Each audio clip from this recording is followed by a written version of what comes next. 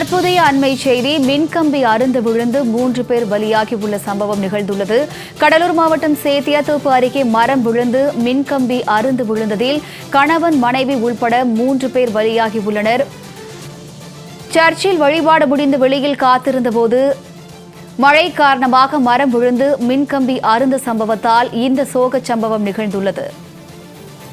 கடலூர் சேத்தியாத்தோப்பு அருகே மரம் விழுந்து மின்கம்பி அறுந்து விழுந்ததில் கணவன் மனைவி உள்பட 3 பேர் பலியாகியுள்ள சம்பவம் சோகத்தை ஏற்படுத்தியுள்ளது. அது தொடர்பான அண்மை செய்தியை தற்போது பார்த்து வருகிறோம்.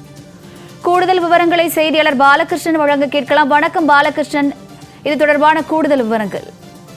வணக்கம் வினிதா. கடலூர் மாவட்டம் சேத்தியாத்தோப்பு அருகே சாந்தமங்கலம் கிராமம் உள்ளது. இந்த கிராமத்தில் உள்ள சிதம்பரம் சேத்தியாத்தோப்பு சாலையோரமாக குடியிருப்பு பகுதி அருகில் பழமையான புளியமரம் இருந்து வந்தது.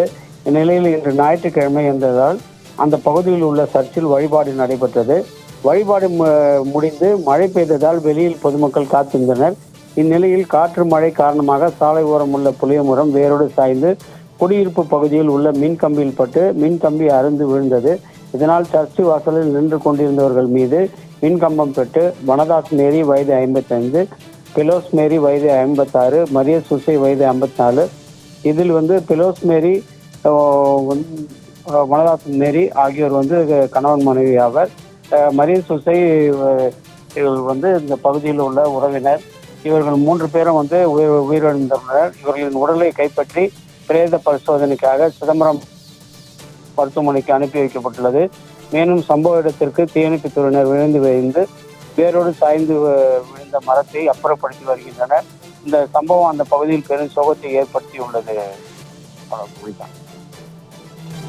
கூடுதல் விவரங்களுக்கு நன்றி பாலகிருஷ்ணன்.